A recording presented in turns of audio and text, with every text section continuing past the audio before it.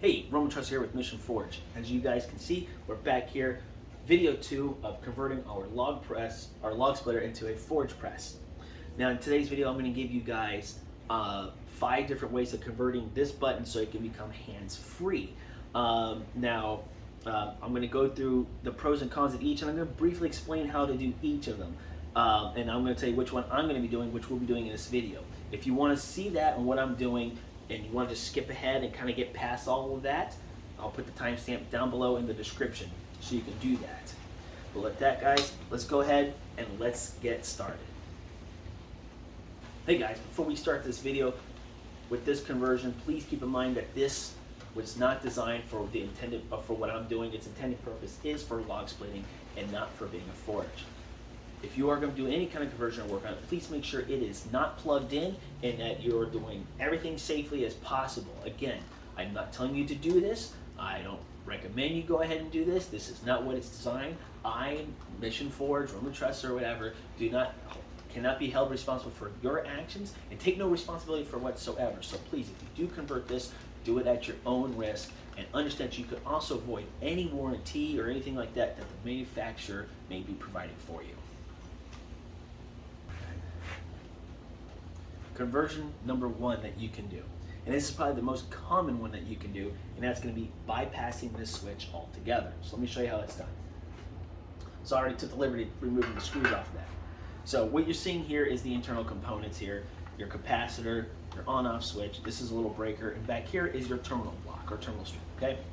So your power comes into here, goes into your terminal strip. You got your neutral, which is your white wire, which goes onto one side of the switch, which is over here. And then you got your black, which is your hot wire or your live wire, some people call it. It'll go to your terminal block and then goes to one side of your breaker here. It's a 20 amp breaker, so if it overpowers or trips, that's how you reset it. And comes out the other side and into the other side of the switch. Once you engage the switch, it allows power to flow through the switch, coming out to this black side here and your neutral on the white side, going into the motor. Don't worry about what the capacitor does, okay? That's not what we're gonna be worrying about. And what it ends up doing is it then provides power. So now the way this switch works is it's like a plunger style switch. So you got your power that comes in on one side and power comes out the other. Think of a switch as a bridge.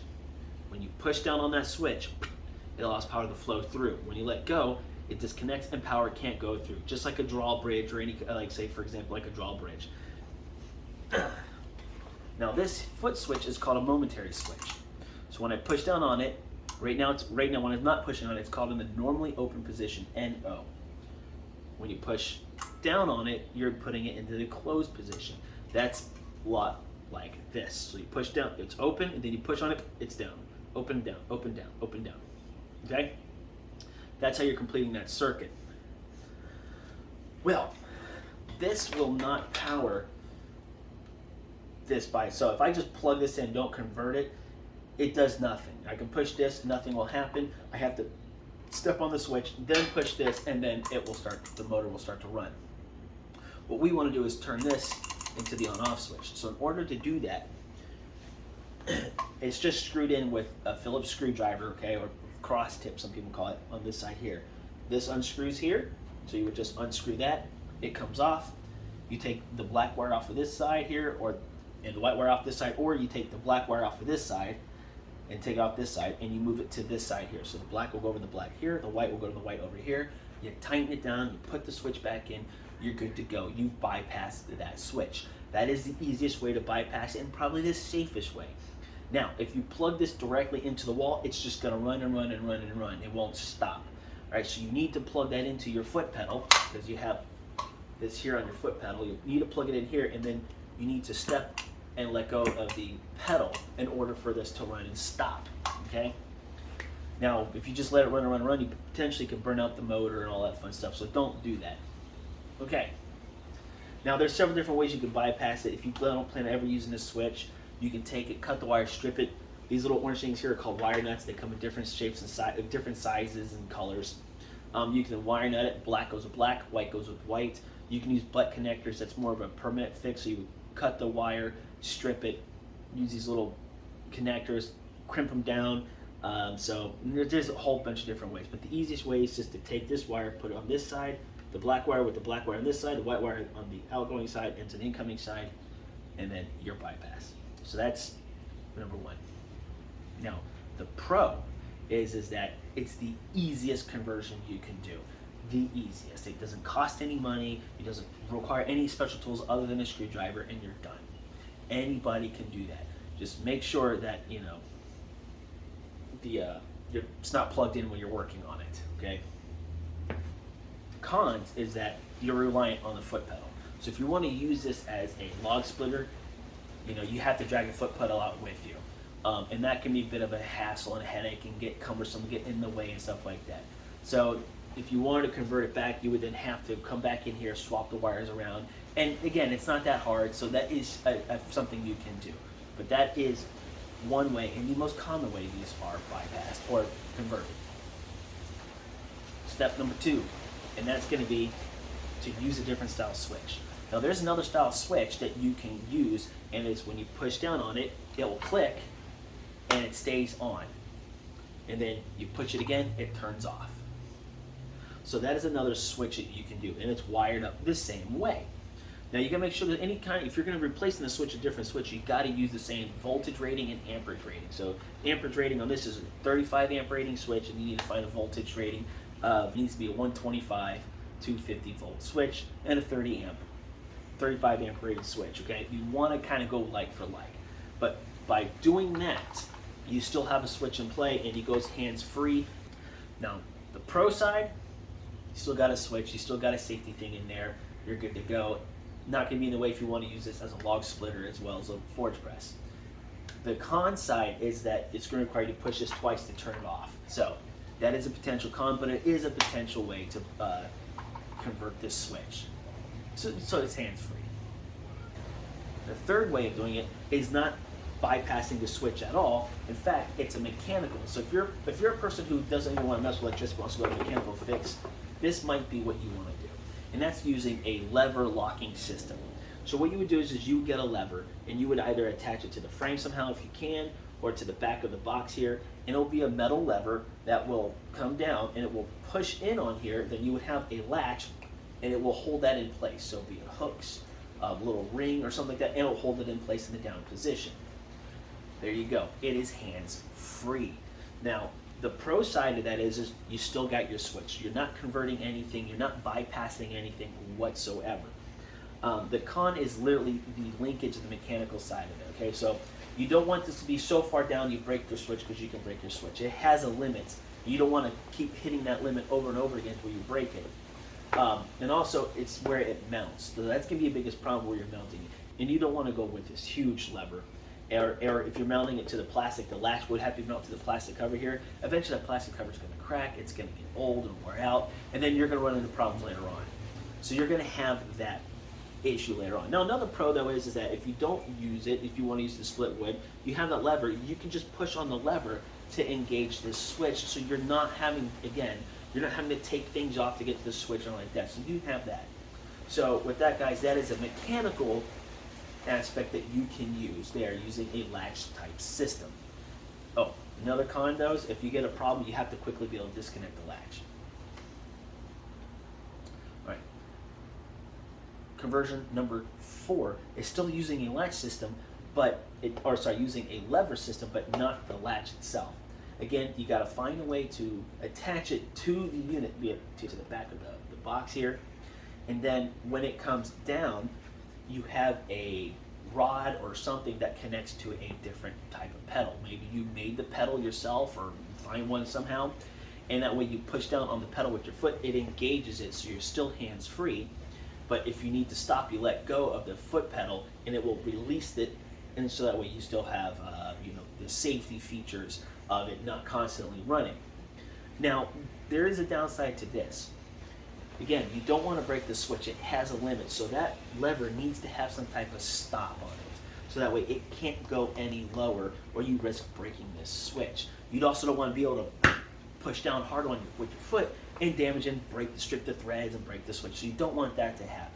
So you need to come up with a way to prevent that from happening, either putting a little stop on it, using a little nut or bolt so it'll hit this and it can't go any further than a certain point, putting it directly on the pedal you're using. So that is another option. Now another option you can also do is if you wanted to use the pedal version of that, there's a way to attach it to the ram and this here at the same time. It'll come down to one pedal. You push down the pedal, it'll push both of these down at the same time, and then it's completely hands-free. You figured out this system here.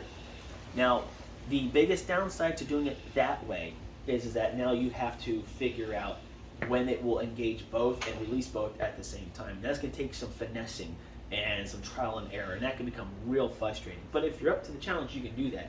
And you can use metal rods as linkages, you can use string or something like that. Same thing on this. That is completely up to you guys. So keep that in mind. That is another option that you can do.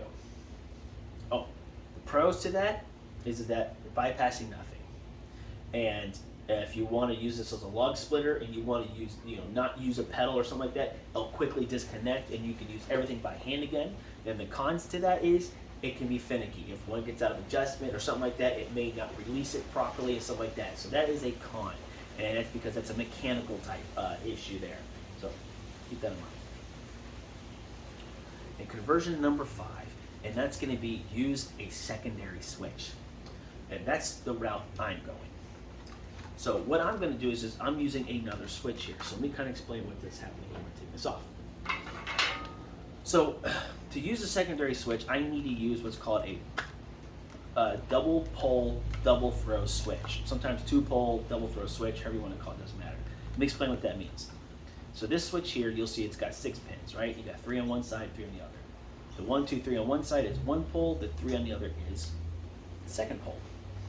So those are 2 poles. And what they mean by double throw is if I flip this, the middle position is off. If I flip it up, that's one pole, that's one throw. Or if I flip it all the way down, that's another throw, double throw. Like what you have like in your house for turning the lights on or something like that, that is generally a double pole, single throw switch. It only has on, off position. This has 2 on positions, so it's a 2 throw or double throw switch. And what I'm going to do, or try to do if I can on this thing, is you would take the incoming power lines, move this capacitor out of the way. So you got your power, right? You come into the terminal block.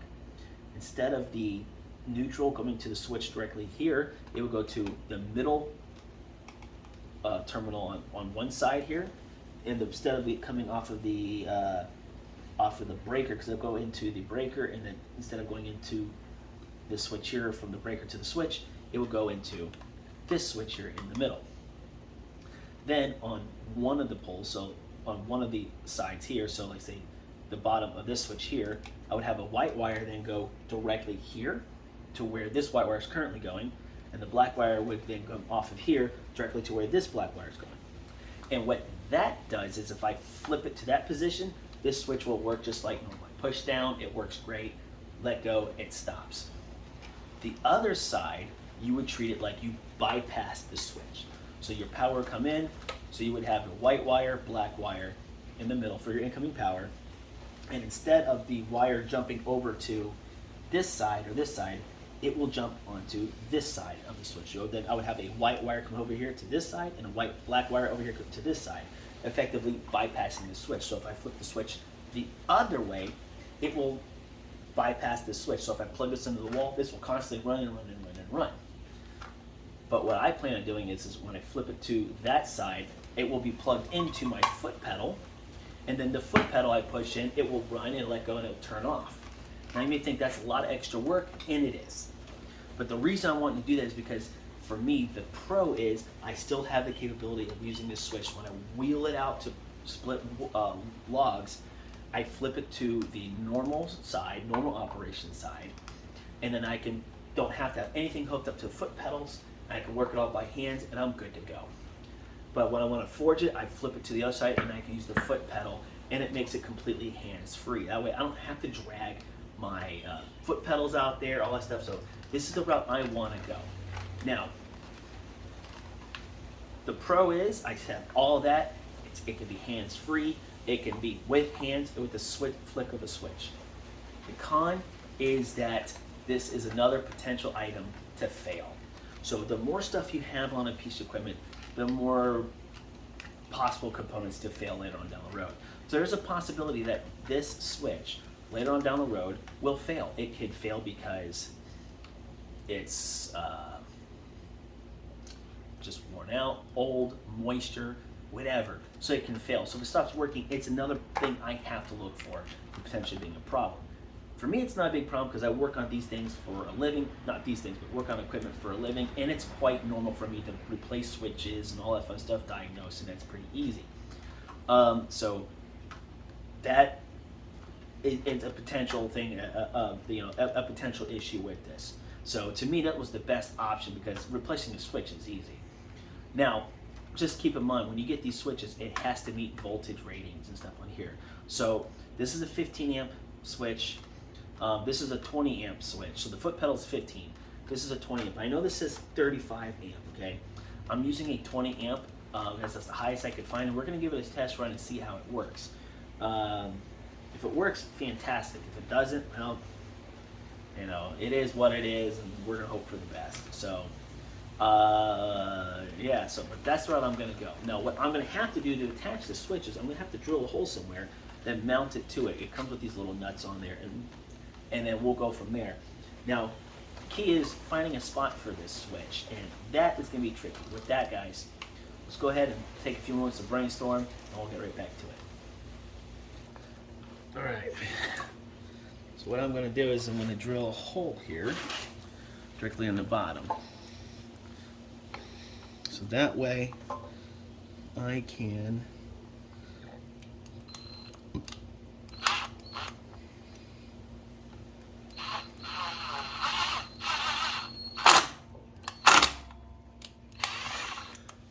hopefully I didn't go too far back. This should fit. Oh, I need to go a little bigger on the hole. A little bigger with the hole.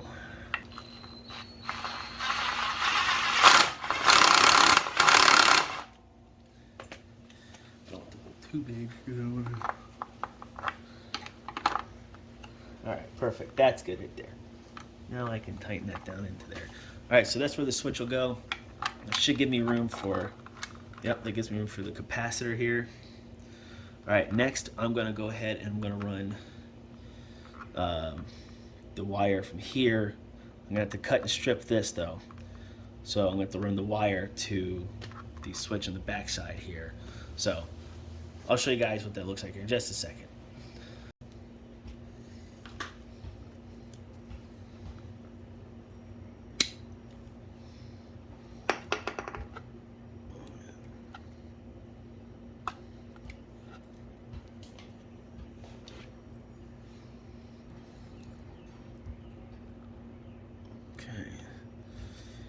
Crimp that. Well, these are actual crimpers. They're way better than those little like all-in-one crimpers that you can get. All right, this is, I use this for work, and this is a much better crimper, and I just messed up that crimp a little bit, but it makes it so it's nice and tight. I already did that to this one here. Now this one here I can slide in here, tighten it down.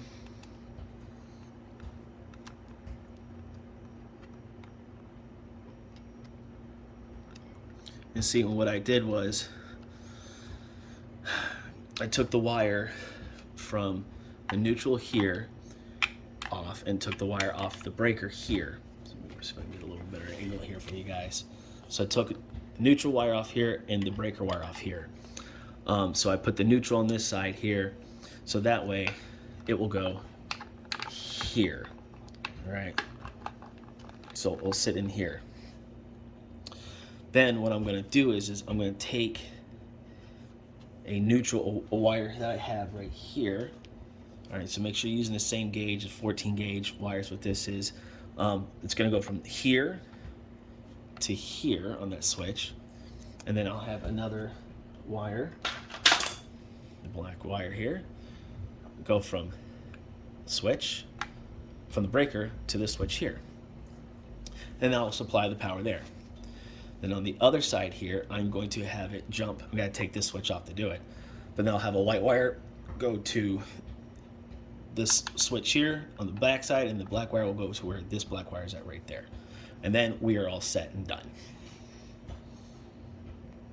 Now, the thing about these here is you don't need to do anything in particular about like you don't need a special connector or something there. Now this one had like a connector on there, but you don't really need that. All you need is to be stripped, and you'll place it inside, and you just need a small screwdriver flathead to tighten and loosen it inside there. What I'm gonna do next is I'm actually gonna connect the wire to this terminal here, and then I'll run the wire there. I gotta see how much wire I'm gonna need, so I'm gonna hook up the terminal real quick.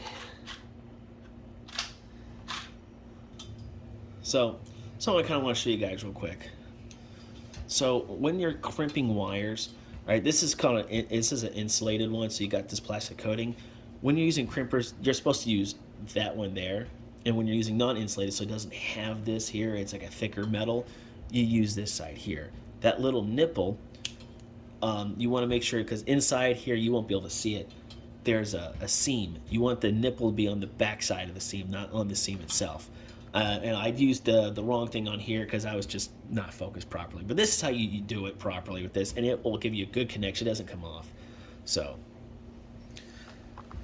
all right, take that back out. Oh, come on now.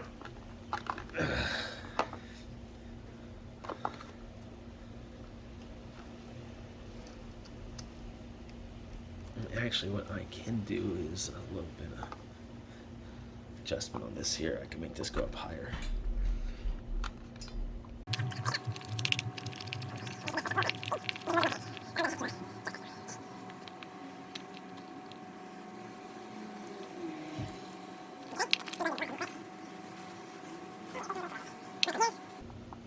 When you strip it, you only want to strip just enough so that it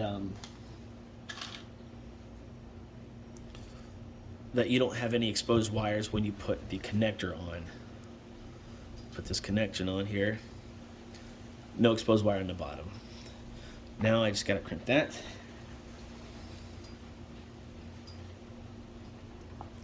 Squeeze that tight. Boom. That side's done already. And now I can connect it to that terminal there.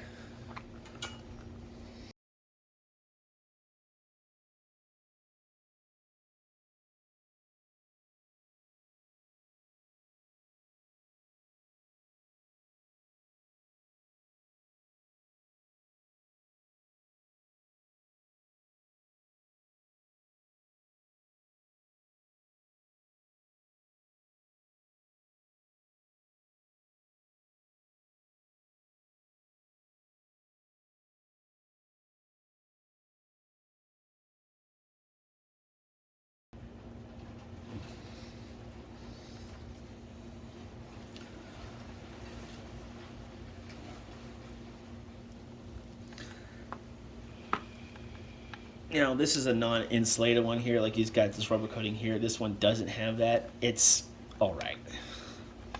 If it was gonna be touching another piece of metal, then I would be concerned, but it's not, so I'm not worried. All right, now I need to take this switch off because now I gotta run wires, go from here to the black and the white to the other side right here. So those are just screws, so I gotta take a white wire, run a white, black to black.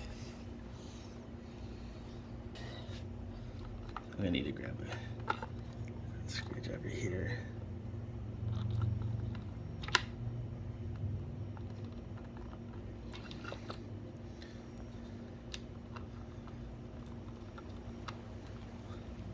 I got both on one side there.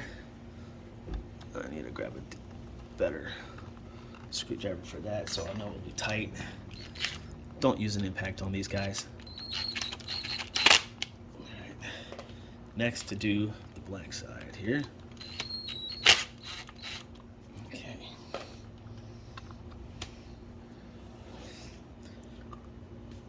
All right, so I kind of just saved you guys some time here. I got all the wires connected, got everything in place. This is tightened back down. This is tightened down. Now, underneath here, there's like a little ring. Let's see if I can kind of just show you guys. You see that little ring right here? Tighten that down so it stays in place. Got everything in place here, ready to go. And so now in the middle is the off position. So now what I'm going to do is I'm going to put the cover back on this. I'm going to plug it in and I'm going to test it real quick. So let me go do that real fast. All right, so it's plugged in and it's not running, which is a good sign. So now I'm going to switch it to one position and we're going to see what happens. If it runs, automatically I know which way it's supposed to be for the pedal. If it doesn't run, then I know it's going to be for this. So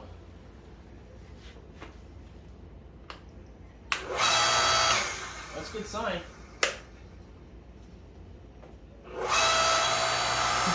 It works.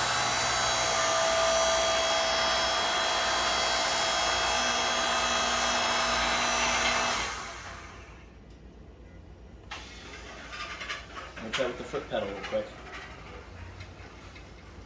Switch it to the off position. I know you guys really can't see too much, but this is using the foot pedal now.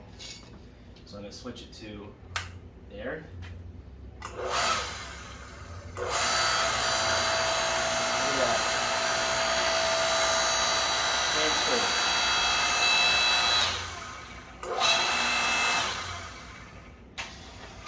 Voila! There you have it, guys. We successfully converted the switch here, so that way I can either go hands-free or I can use the button again if I want, so I can go split logs with it by installing a double pole, double throw switch here on the bottom.